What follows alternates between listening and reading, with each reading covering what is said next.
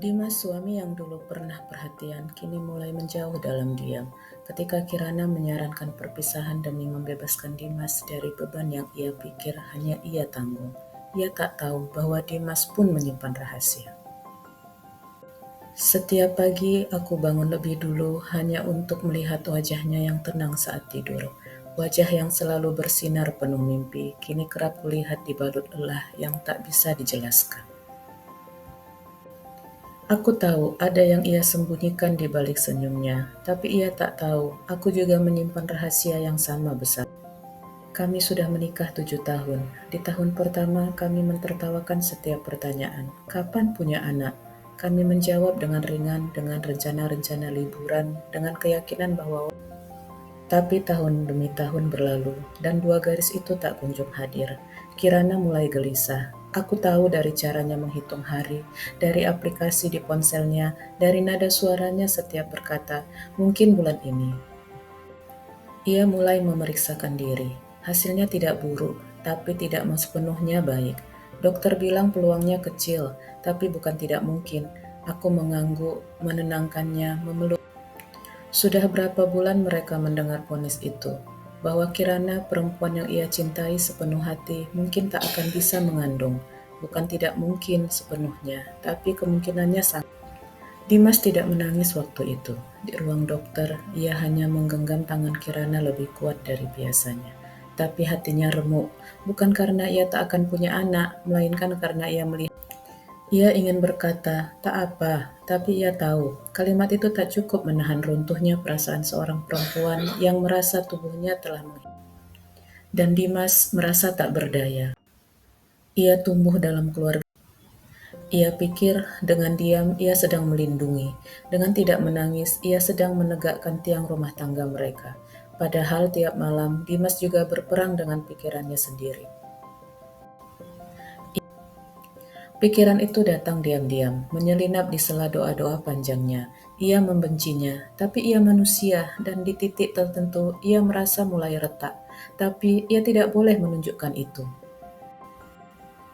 Ia tak tahu bagaimana cara menyembuhkan luka yang tak berdarah, luka yang tak bisa dijahit oleh obat ataupun waktu, tapi terus menjaga setiap kali orang bertanya, "Udah isi belum? Kapan nyusul?" Yang tak pernah Kirana tahu, diam-diam aku juga memeriksakan diri.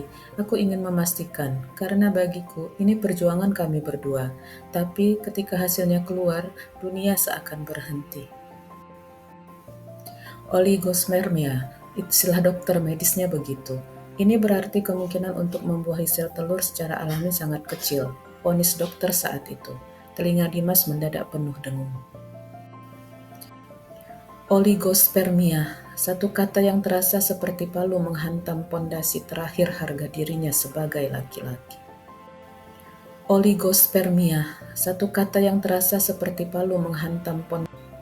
Saat itu, aku duduk sendirian di ruang tunggu laboratorium, menggenggam amplop yang rasanya lebih berat dari batu. Hasilnya jelas, bukan hanya Kirana yang mungkin sulit punya anak, aku pun jadi penyebabnya. Bukan karena aku malu, tapi karena aku takut. Takut kalau ia akan merasa semakin hancur. Takut kalau ia akan berpikir, lalu untuk apa semua ini? Dia sudah cukup menyalahkan dirinya sendiri. Aku melihatnya menatap cermin terlalu lama, mendadak diam saat melihat iklan susu kehamilan, atau tiba-tiba memeluk bantalnya seperti menahan sesuatu yang tak bisa ia tumpahkan. Jadi aku memilih diam, menjadi laki-laki pengecut yang pura-pura kuat, menjadi suami yang pura-pura tidak apa-apa setiap ia berkata, "Maaf ya, mungkin kamu bisa bahagia kalau menikah dengan perempuan lain."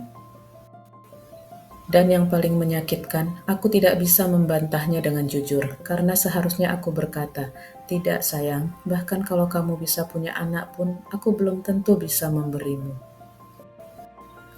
Tapi aku hanya memeluknya lebih erat, seperti sekarang, malam ini saat dia menangis diam-diam di kamar mandi. Ku pura-pura tidur, ku pura-pura tidak dengar, karena kalau aku ikut hancur, siapa yang akan menjaga dia? Mungkin suatu hari aku akan berani bicara, tapi untuk sekarang, biarlah aku yang memikul rahasia ini, karena yang terpenting bagiku bukanlah menjadi seorang ayah, yang terpenting adalah tetap menjadi suami dari dia. Dimas yang sangat mencintai Kirana sesungguhnya merasa terperangkap dalam ketakutannya kehilangan wanita lembut yang selalu melayaninya sepenuh jiwa tersebut. Ketakutan itu berakibat membuatnya terfokus pada rasa cemas dan egois, bukan berfokus untuk mendukung Kirana yang tengah berjuang dengan perasaan kehilangan kepercayaan diri akibat ketidakmampuannya memberi keturunan. Yang tidak diketahui Kirana adalah Dimas sangat takut kehilangannya. Ketakutan itu tumbuh seperti bayangan gelap di pikirannya, mendorongnya menjadi egois dalam diam. Dimas tahu bahwa hasil tes kesuburannya menunjukkan bahwa meski jumlah spermanya cukup, namun pergerakannya sangat lemah. Peluang untuk pembuahan alami nyaris mustahil, tapi ia tidak sanggup mengatakannya. Dimas menunjukkan cintanya melalui cara yang salah. Niatnya adalah untuk menjaga Kirana, namun ketakutannya yang berlebihan justru memperburuk keadaan. Ketegangan ini akhirnya membuat Kirana merasa terasing dan tidak dipahami. Dengan rasa putus asa, Dimas mengusap wajah kusutnya dengan kedua telapak tangannya, berharap semua beban akan berguguran.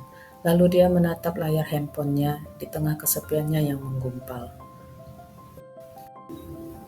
Grup yang sudah lama menjadi tempat penuh nostalgia, isinya sebagian besar candaan, reuni yang tak pernah jadi, dan berita-berita pernikahan serta kelahiran anak. Dimas jarang menanggapi.